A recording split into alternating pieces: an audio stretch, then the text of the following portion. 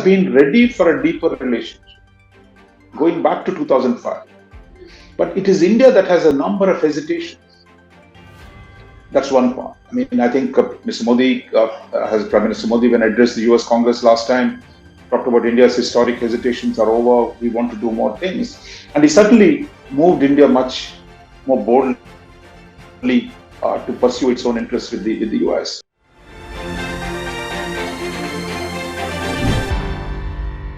Hi, so in this week's column, in this week's Rajamandala, you take off from the Shangri-La meet, which is the premier meeting of defense ministers in Asia.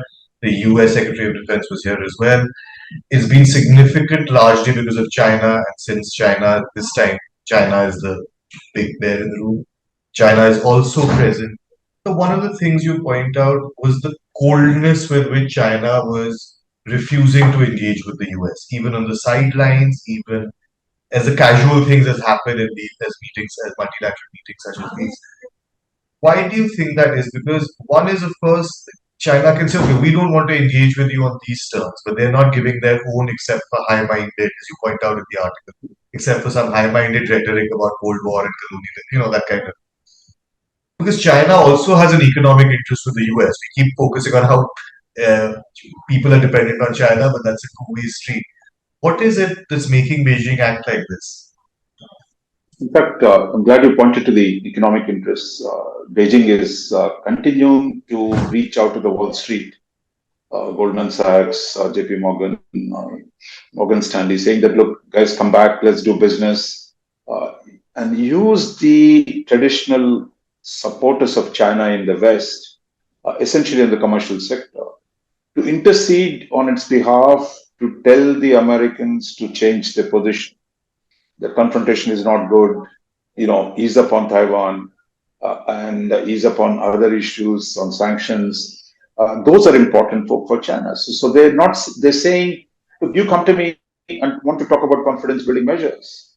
That's you're picking the agenda, It says, I don't have the right to pick up the agenda. So I think, but for the Americans, clearly, that the Chinese bullying of its Asian neighbors and the attempt to undermine US historic partnerships in the region. So those are the priorities for them. So my sense is there is a bit of jockeying for position on how to start talks.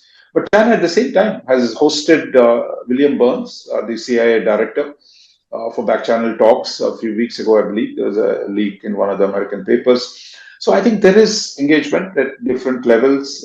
Jake Sullivan had met with Wang Yi, the key foreign policy advisor to Xi Jinping. So I think there are contacts, there are interesting attempts to engage each other. So my sense is now, I think, moving for position. But my idea of highlighting this was a lot of people in Delhi seem to think moment US and China start talking, oh my God, they become friends again. So I think what you're seeing is a deepening structural contradiction between US and China. But you have to manage it because of the scale of their economies, both of them are nuclear weapon powers. So that's what is going on. So I think in India, moment US and China talk, we start talking about G2. And there's been a historic tendency in Delhi to overestimate the negotiation between US and China and underestimate the partnership between China and Russia. So when China and Russia meet and declare that we have a common interest, we say, no, they're not really allies. But with the US, we tend to pounce on that as some kind of a betrayal. After all, we talk to China as well, because I think China's size, it's so big, the economic size is big, its military power has grown. So everyone would want to keep an engagement track open with China. So therefore, the question is on what terms? So what are we talking about? Is China free to take territory from its neighbors? That's of most concern to India. Yeah. So I think those are the issues we need to discuss. So the next thing in the article, everyone should read it. It is on the indianexpress.com and should be there wherever you're watching this video in the description. So in the piece, you also point out that now the US, which you've been saying for some time, is that the US in Asia, one, it is not that it's backdrop. It's not that Asia is what China wants. Asia is our sphere of influence. The second is this is different from a sort of Cold War kind of alliance structure. There are a lot of smaller groups. We have a Quad, and there's a smaller, the sort of local Quad as you've termed it. There's AUKUS. How do you see that playing out? And should there be more conversations or some forums going forward between all these small groupings? I'm not talking to each other as well. Because I think the US has recognized that, unlike in the Cold War, where the US power was so overwhelming that US would lead and run a single alliance like NATO in Europe. In Asia, the situation has always been different. And in fact, if you go back to the Cold War period, what the US did in this part of the world was to have bilateral treaties with Japan, with South Korea, with the Thailand, Philippines, and a whole range of countries. So there is never a single organization in Asia, because I think Asia is far more diverse than Europe. So therefore, I think that is one part. So the US is still conscious of that. You need to have a diversity of arrangements. Second, I think the US has also recognized that it can't do everything itself, that it needs its partners to do more. So those partners like Japan or India who have a stake in constraining Chinese power because they face direct threats from China, let them do more. So in that sense, the US is telling its partners, look, I'm here, I can help you. You build yourself up. You create local balance of power. So I think this is a far more flexible and sophisticated arrangement rather than saying US is in charge in Asia, we're going to come and we're going to do everything here and others have no role. So I think this suits countries like India because there is a lot more room for independent action. They're not asking us to join an alliance. We're not asking for an alliance. So I think this gives it similarly with Indonesia. I mean, a lot of countries here don't want to do alliances. So I think the US is finding a way to work with Asia and its diversity of opinion, but at the same time have to deal with China, which has become a power to reckon with. So, final question. India, US, as you point out, the ties have been growing, but there is, whether it's old attitudes or whether there's other reasons, structural reasons, there is a trepidation to do this, sort of, whether it's on defense, even on certain kinds of economic arrangements.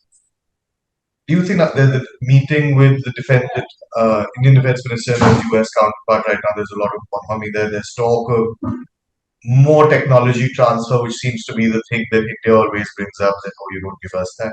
Do you think that this Mr. Modi's Washington trip, which is going to be a big trip, is going to push some of that forward? I mean, that's what's supposed to happen. My sense is there is, remember January, Mr. Ajit Doval, the National Security Advisor, went to Washington to discuss the, I said, what they call technology, the new technology transfer, cooperation agreement. Now, Mr. Lloyd Austin is here, has been here to talk about defense and industrial cooperation. But these were essentially the points that were highlighted when when Pranab Mukherjee as a defense minister visited Washington in 2005. So the US has been ready for a deeper relationship going back to 2005. But it is India that has a number of hesitations. That's one part. I mean, I think Mr. Modi, Prime Minister Modi, when addressed the US Congress last time, talked about India's historic hesitations are over. We want to do more things. And he certainly moved India much more boldly to pursue its own interests with the US. But the system is jammed. I mean, in a sense, we need significant reforms in the higher defense organization, in the defense procurement processes, to take full advantage of an international situation where other countries, US, German defense minister is also in Delhi, to say, look, they're willing to do things with us, but are we prepared, capable, and ready to work out procedures and formulas that are mutually beneficial, but would lead to strengthening of India's defense capability? There, I think that's where the test is, that by the time our Prime Minister goes to Washington in 2 weeks, would the bureaucracies sorted out these problems? Because the US is also a large bureaucracy. They have their own issues. In fact, the joint statement, the press readout issued after Lloyd Austin's visit, talks about regulatory obstacles. There are obstacles on both sides, but I think India's hesitations are deeper because the US is a much more confident power. So the question is, can we overcome some of these issues so that the historic opportunity that exists both for India and the US, it's not just, it's all India has to do everything. But I think the US needs stronger partners in Asia.